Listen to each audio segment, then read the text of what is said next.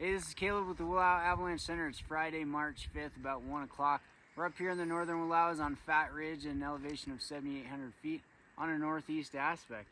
At this location, we have about 295 centimeters of snow, or that's roughly 9.5 feet of snow on the ground.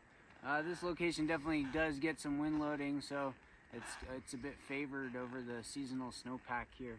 What I'm seeing in the snowpack is we've got about 10 or 11 inches of new, soft, unconsolidated snow from last night. There is a layer of more consolidated snow within this new snow, just from some wind transport. So wind stiffened snow here. And then down here we've got another 5 or 6 inches of snow from Wednesday into Thursday. And then right here we've got a crust that was formed from the warm temperatures and sun from Monday and Tuesday of last week.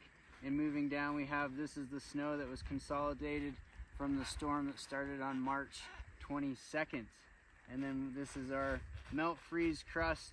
We're calling this the 322 crust, and this is kind of breaking down. At this location, I'm seeing less snow melt from the big warm up.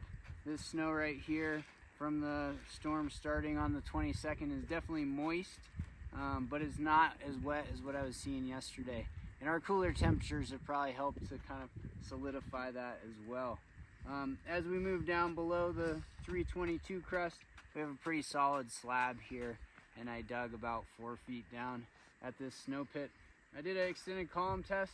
I didn't get any propagation in the extended column test. I got a couple failures right under my shovel within this new snow, just kind of underneath this wind stiffened layer here, and then again down above the crust that was formed from last week's warm up.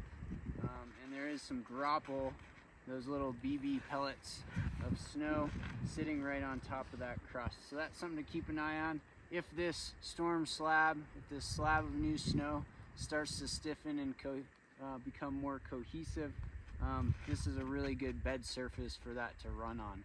At lower elevations, this crust is still wet. In the forecast this morning, I talked about if we were to get a storm slab or even a wind slab over wet snow, we might get some of that debris to start digging and entraining into this wet snow. So as you travel around the mountains, really dig down to these crust layers and see how they're behaving, and see what the moisture content of that snow is in areas that you're traveling.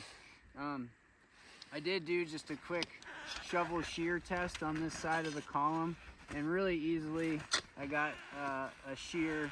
It's not super clean here, but this is right on that 322 crust. It's starting to break down. So there's some weak snow right around that.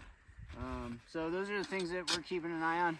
We're avoiding going up into above tree line locations. The winds are light with quite a few moderate gusts that we've been seeing from the northwest right now. So there's ample amount of snow to be transported up at upper elevations, and I would expect the wind slabs to be sensitive along exposed ridge lines.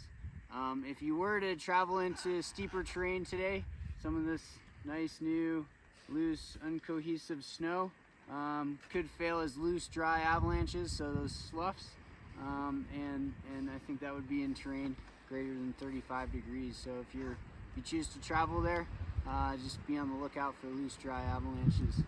We got some more snow throughout the rest of today, and a bit more overnight. Should be tapering tomorrow.